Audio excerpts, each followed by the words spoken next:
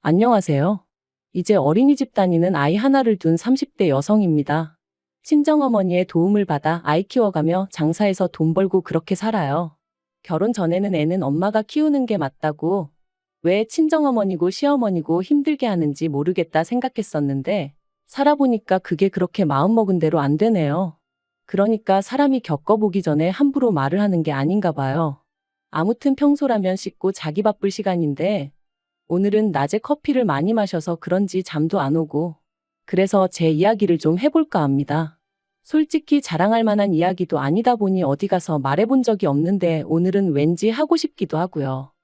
남편하고는 제 나이 딱 30이 되었을 때 친구의 소개로 만났어요. 친구가 어떤 마음으로 주선해준 소개팅인지는 모르겠지만, 짐작컨대 대학 졸업 후에 소처럼 일만 하는 제가 안쓰러워 보였던 거 아닌가 싶어요.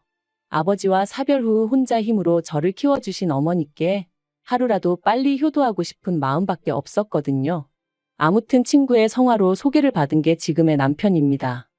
그리고 이제 와서 말이지만 솔직히 남편 외모는 제 스타일은 아니었어요.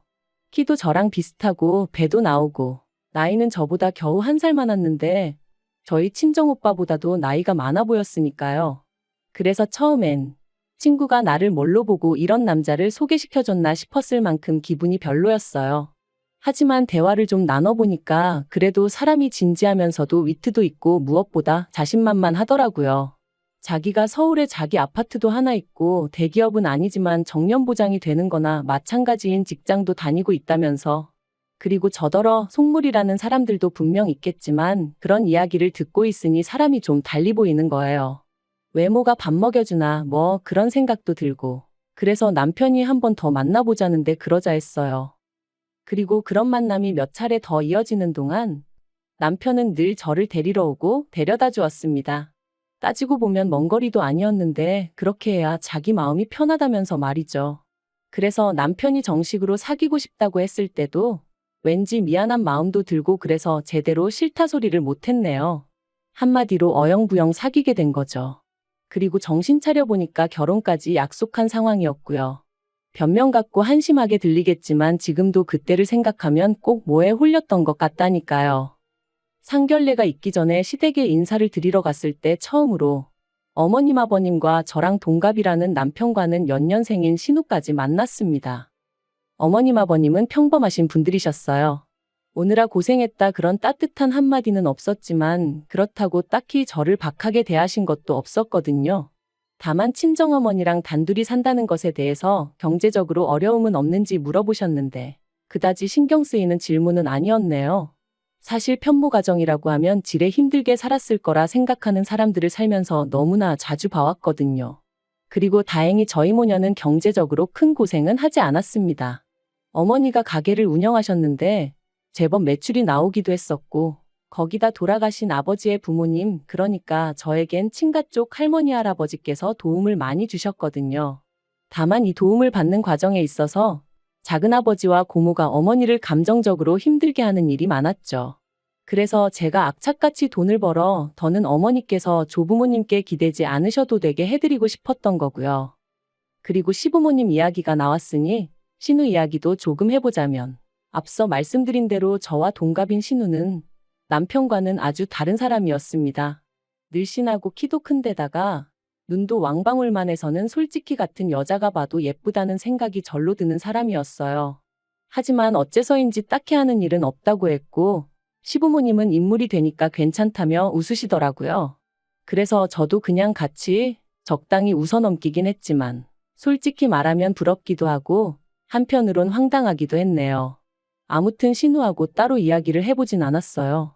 점심 식사 내내 새침하게 앉아있다가 커피 한잔 하는 타임엔 약속이 있다며 나가버렸으니까요. 상견례 자리도 모난 구석 없이 무난하게 이뤄졌습니다. 다만 남편이 아파트가 있었던 만큼 시부모님, 특히나 어머님의 어깨가 어찌나 으쓱하시던지 자기 아들 수준에 맞춰 걸맞는 혼수를 해왔으면 좋겠단 소리를 대놓고 몇 번이나 말씀하시더라고요. 게다가 저나 친정어머니 입장에선 처음부터 빈손으로 갈 생각도 없었는데 어머님이 요새 여자들은 개념이 어떻고 해대시니 솔직히 듣기가 좀 거북했어요. 하지만 그래도 좋은 일로 만난 날이었던 만큼 친정어머니께서 걱정 말라며 어머님을 맞춰드렸고 그렇게 어머님은 저희에게 리스트랄지 견적서랄지 그런 종이 한 장을 건네셨습니다. 그런데 집에 와서 친정어머니랑 같이 살펴보니 그 중에는 무려 3천만 원 가까이 되는 소파도 있었어요. 아무리 남편이 집을 해오는 상황이긴 했지만 20평이 채 되지 않는 아파트였는데 그 안에 3천만 원짜리 6인용 소파라니 가당치도 않다 싶었습니다. 그리고 이 밖에도 100인치짜리 TV는 정말 어이가 없었죠.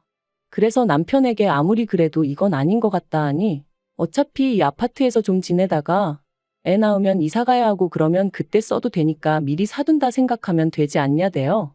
그래서 그런 생각이면 애 낳고 이사하고 이후에 사도 늦지 않는다니까. 그러면 그때도 저희 어머니가 사주시는 게 맞냐 그러더라고요. 그때 돼서 자기가 벌어온 돈으로 사게 되면 그건 제가 해오는 게 아니지 않냐면서. 그리고 저는 이때 솔직히 좀 당황스러웠어요. 비록 1년이 채 되지 않는 짧은 연애 기간이었지만 그래도 그동안 돈 앞에서는 쿨한 척 무심한 척 하던 사람이 그런 셈을 하며 그런 말을 할 줄은 몰랐거든요. 한편 그렇게 결혼을 했는데 결혼한 지 반년도 되지 않았던 그해 겨울 남편이 충격적인 소식을 전해왔습니다. 그건 바로 남편이 회사를 관두게 되었다는 이야기였죠. 게다가 너무 놀란 제가 그게 무슨 소리냐고 공기관이나 마찬가지라 정년이 보장된다 하지 않았냐니까. 그게 사정이 그렇게 되었다며 얼버무리기만 하고 제대로 된 답을 해주지 않더라고요. 그리고 그제서야 저는 남편이 다닌다는 회사에 대해서 알아보기 시작했고 정말 꿈에도 생각하지 못한 사실을 알게 되었습니다. 남편은 매년 계약을 갱신해야 했던 상황으로 정년 보장 같은 건 애시당초 말도 안 되는 얘기였다는 걸요. 뿐만 아니라 어떻게 이런 터무니없는 거짓말을 한 거냐고 남편에게 따졌더니 남편이 한다는 말은 더 가관이었어요. 저한테 잘 보이고 싶은 마음에 해버린 선의의 거짓말이었다면서 저는 뭐 살면서 거짓말 한 적이 한 번도 없냐고 따져댔거든요. 남편에게 너무나 큰 배신감을 느꼈고 실망감이 이만저만이 아니었습니다. 그래서 저는 며칠의 고민 끝에 이 관계를 끝내겠다는 결심을 내렸죠. 하지만 운명의 장난이라고 해야 할지 남편에게 이혼 통보를 하려던 바로 그날 저는 제가 임신을 했다는 걸 알게 됐네요. 남편 일로 받게 된 스트레스 때문인지 컨디션이 영 좋지 않아 병원에 가려니까 회사 동료가 혹시 모르니 임신 테스트부터 해보라며 조언을 해줬거든요. 불타는 신혼이지 않냐면서 말이죠. 그리고 설마 싶었던 검사 결과는 2줄이었어요. 솔직히 지금도 아이에게 미안한 말이지만 그때 임신 소식을 확인하곤 기쁨보다는 당혹스러움이 컸습니다. 이혼을 결심한 마당에 아이라니 말 그대로 눈앞이 깜깜해진 기분이었죠. 결국 아이도 있고 남편도 남편대로 뒤늦게나마 미안하다 해오면서 이혼 이야기는 흐지부지 되었어요. 그리고 이후로는 출산 직전까지 일하고 첫돌까지 제 손으로 직접 아이를 키웠습니다. 그런데 육아휴직 끝나고 회사에 복귀했더니 제 자리는 이미 다른 사람이 차지하고 있었고 저는 터무니없는 곳으로 발령이 나대요. 너무 황당해서 이게 어떻게 된 일이냐고 나한테 왜 이러냐며 대표를 찾아가 따져도 봤지만 소용이 없었고요. 회사 일이라는 게 그때그때 상황에 따라 팀도 바뀔 수 있고 하던 일을 넘겨받을 수도 넘겨줘야 할 때도 있는 거라며 오히려 저를 아마추어 취급을 해대더라니까요. 그리고 결국 저는 그런 핍박을 3개월 정도 겪다가 회사에서 나왔습니다. 회사에선 실업급여는 탈 수 있게 도와주겠다며 저를 회유했고 저도 더는 체력적으로나 심리적으로 버틸 자신이 없었거든요. 하지만 회사를 관두면 나아질 줄 알았던 제 상황은 오히려 점점 더 나빠져만 갔습니다. 남들은 눈에 넣어도 아프지 않을 아이라고 표현하던데 저는 아이를 보고 있으면 어찌나 불안해지던지 그때의 저를 생각하면 정말 반쯤은 정신이 나가 있었던 것 같기도 해요. 그리고 결국 그런 제 꼴을 보다 못한 친정어머니께서 그러지 말고 저더러 어머님한테 한번 부탁을 해보라셨습니다. 당시 친정어머니는 가게 운영으로 외손자인 저희 아이를 봐줄 겨를이 없으셨지만 어머님은 이따금씩 취미생활로 장구를 치러 가시는 것 말고는 크게 바쁜 일이 없으셨거든요. 그러니 그런 어머님께 아이를 맡기고 저더러 무슨 일이라도 해보라는 말씀이셨죠. 하지만 사실 친정어머니께는 진작 말씀드리지 않아서 그렇지 저라고 왜 그 생각을 안 해봤겠어요. 회사를 관두는 건 정말 내키지 않아서 아닌 게 아니라 몇 번이나 부탁드려봤었는걸요. 매달리다시피 사정도 해봤고요. 그런데 어머님은 다 늙어서 내가 왜 그런 고생을 해야 하냐 하며 거절하셨습니다. 애는 엄마가 직접 키워야 한다면서 말이죠. 그리고 이 모든 상황을 알게 되신 친정어머니께서는 그럼 당신이 아이를 봐주겠다 하셨습니다. 다만 장사 잘 되는 가게를 정리하긴 아까우니 저더러 가게에 나가서 당신 대신 일을 하라셨죠. 친정어머니가 어떻게든 저를 도와주고자 하신 말씀인 걸 알았기에 알겠다 했습니다. 그런데 그때는 이 결정이 제 인생에 두고두고 영향을 끼치게 될 줄은 정말 몰랐네요. 얼떨결에 도맡게 된 가게 일은 생각보다 제 적성에 잘 맞았고 저는 회사 생활에서는 느끼지 못했던 자유와 성취감을 느낄 수 있었어요. 그리고 1년 정도 지났을 땐 친정어머니가 저에게 전적으로 맡겨주셨기 때문에 여러 가지 시스템을 도입해 볼 수 있었고 그러면서 수익은 더 좋아졌죠. 그러자 아이를 친정에 맡기고 겉으로 돈다며 못마땅해 하던 어머님도 더는 싫은 소리를 하지 않으셨습니다. 그도 그럴 것이 그렇게 번 돈으로 어머님한테도 잘해드렸거든요. 솔직히 아이 봐달라는 부탁을 매몰차게 거절하셨던 걸 생각하면 그러고 싶은 마음이 싹 사라지기도 여러 번이었지만 어쨌든 결과적으로는 일이 잘 풀렸으니 과거는 묻어두려는 마음이었어요. 그리고 그렇게 가게를 운영한 지 3년째 되던 해 저는 정식으로 친정어머니에게서 가게를 인수하기로 마음을 먹었습니다. 친정어머니에게는 평생 일구신 자산이나 다름이 없었고 그걸 제가 시쳇말로 날로 받고 싶지는 않았거든요.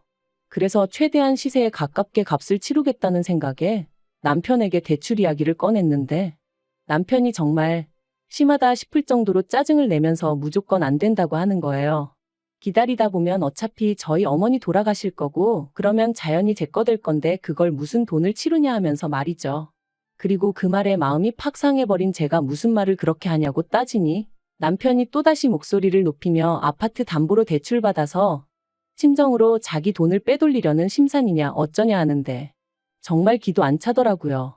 그리고 다짜고짜 큰 소리를 내는 남편을 보고 있으니 갑자기 남편이 회사에서 잘렸던 그날이 떠오르면서 뭔가 쎄한 기분이 들었던 거죠. 그래서 저도 지금 돌이켜보면 어쩌다 그런 생각까지 하게 된 건지 모르겠는데 등기부등본을 떼서 아파트 명의를 확인해 봤어요. 그리고 그 명의는 충격적이게도 남편이 아닌 어머님 이름으로 되어 있었습니다. 아파트를 담보로 대출도 있는 대로 받아진 상황이었고요. 저는 남편에게 등기부등본을 집어던지며 설명해보라 소리를 질렀습니다. 그러자 남편은 놀라거나 미안해하는 대신 저더러 이제 남편 뒷조사까지 하냐며 악을 썼죠. 그리고 그때부터 정말 소위 진흙탕 싸움이 따로 없었습니다. 남편은 저더러 집 명의가 누구로 되어 있는 게 무슨 상관이냐, 그렇다고 네가 집세를 한번 내기를 했냐 뭐 했냐 해댔고 그렇다고 대출을 저더러 갚으라고 한 것도 아닌데 뭐가 문제냐며 저를 이상한 사람으로 몰아갔거든요. 하지만 저는 다른 걸 떠나서 남편이 또 저를 속였다는 사실이 너무나 충격적이었습니다. 그리고 대출 같은 경우도 남편이 저더러 갚으라고 한 건 아니었지만 그렇다고 대출을 받아다 쓰신 어머님이 갚고 계신 것도 아니었으니 아파트가 제 재산이라고 생각해 본 적도 욕심낸 적도 없었지만 그래도 저는 부부는 모든 면에서 공동체다 생각하고 가게에서 벌어오는 돈 전부를 남편에게 오픈하고 있었던 만큼 배신감이 드는 건 어쩔 수가 없더라고요. 하지만 단지 아파트 명의가 남편이 아니라 어머님으로 되어 있다고 해서 그 일로 제가 이혼까지 결심한 것은 아닙니다. 제가 이혼을 하기로 결심하게 된 결정적인 이유는 남편이 보여준 이중적인 태도 때문이었죠. 남편이 저에게 솔직하지 않다는 걸 확신하게 된 저는 이후로 남편에게 재벌이도 공유하지 않았고 제가 개인적으로 시댁에 해드리던 금전적인 지원도 전부 다 끊어버렸어요. 특히나 아파트를 담보로 한 대출의 주체가 어머님이셨고 그 대출을 남편이 계속해서 갚아드리고 있었다는 걸 알고 나니 솔직히 어이가 없더라고요. 계산해보니까 남편이 시댁에만 한 달에 200만 원 넘게 퍼주고 있던 거나 마찬가지였으니까요. 참고로 저축이라던가 그런 부분은 남편이 관리하고 있었어요. 거짓으로 판명이 났지만 그래도 결혼 당시에는 남편이 해오는 게 많아 보였으니 경제권을 제가 갖겠다고 고집할 수가 없었거든요. 그리고 매번 남편은 자기가 얼마나 돈 관리를 잘하고 있는지 으스대곤 했는데 그것 또한 다 거짓이었네요. 아무튼 상황이 그렇다 보니 제가 더는 얼마를 버는지 남편에게 가르쳐줄 이유도 없었고 시댁에도 오만정이 떨어져서 이런 한 푼도 주기 싫었죠. 그런데 이걸 가지고 남편이 말 그대로 생난리를 쳤습니다. 저더러 자기 돈 보고 결혼한 거냐며 속물이니 어쩌니. 저 같은 여자들이 시부모 아프면 요양원에 갖다 버리고 남편 두고 바람피고 그런다면서요. 말 같지도 않아서 상대도 안 해줬네요. 이후로는 정말 애 때문에 산다는 게 이런 건가 싶을 정도로 서로 무시하면서 지냈고요. 그러다 작년 여름이었어요. 남편이 얘기 좀 하자며 저를 잡더니 어이없는 이야기를 꺼냈습니다. 성형수술 부작용으로 고통받는 어머님을 위해서 저더러 3천만 원만 보태라는 거였죠. 황당해서 그걸 내가 왜 하고 물었습니다. 말이 나와서 말이지만 아무리 공짜라고 해도 그렇지. 그 연세에 멀쩡한 턱을 왜 건드냐고요. 그리고 병원에서는 돈 내고 수술받은 환자가 아니니 자기들이 환불을 해줄 일도 아니라며 완전히 배째라는 식으로 나왔어요. 참고로 제가 아파트 명의 문제로 남편이나 어머님한테 정이 있는 대로 떨어진 상황이긴 했지만 그래도 딸이라고 하나 있는 신우는 막말로 지엄마가 어떻게 되건 말건 관심도 없길래 제가 병원에 쫓아가 따져봐 주기도 하고 그랬어요. 아무튼 저는 나름대로 할도리는 했다고 생각했는데 남편이 난데없이 어머님 얼굴을 모어 재건수를 해야 하네 어쩌네 하면서 돈을 내놓으라 하니 기도 안 차더라니까요. 제가 그런 남편더러 바랄 걸 바라라고 꿈도 야무지다 했습니다. 여태껏 나 몰래 당신이랑 어머님이랑 알아서 잘해오지 않았냐고 앞으로도 둘이서 잘해보라는 말과 함께요. 그랬더니 남편이 너는 그때 이후로 며느리 도리도 하나 안 하지 않았냐면서 그래도 내가 왜 아무 말도 안 했는 줄 아냐. 애엄마라 참아준 거다. 그리고 이번에는 자기가 저한테 마지막으로 기회를 주는 거라며 깔끔하게 어머님 수술비 내놓고 지랑 저랑 과거 일은 없던 일이다 생각하며 살아보자는데 이게 무슨 헛소린가 억지도 정도가 있지 싶더라니까요. 저는 내가 이혼을 하면 이혼을 했지 어머님 수술비는 못 대드린다 했습니다. 그리고 그 잘난 아파트로 대출받아 쓰지 양아치냐고 왜 남의 돈을 탐내냐고 했죠. 그러자 남편은 그럼 이혼하자며 대신 제가 며느리 도리를 안 했으니 위자료 내놓을 각오는 하라대요. 애도 자기가 키울 거라면서 죽을 때까지 애 볼 생각은 꿈도 꾸지 말라면서요. 그래서 세상 일이 다 당신 좋으라고 돌아갈 것 같냐? 어디 마음대로 해보라 했어요. 그리고 아니나 다를까. 남편이 이혼 소송을 걸었지만 결과는 남편의 참패였습니다. 오히려 남편이 저를 속인 것과 아이 양육에 있어서 소홀했다는 점 등이 인정되어 저한테 위자료를 주라는 판결이 나왔거든요. 솔직히 위자료 자체는 크지 않았지만 제 자신과 제 아이 그리고 제가 가진 것들을 지켜냈다는 게 너무 기쁘더라고요. 한편 남편과 이혼 후 남편은 2주에 한 번씩 아이를 보러 옵니다. 그리고 저는 원하지 않는데 틈만 나면 자기 얘기 어머님 얘기를 해대대요.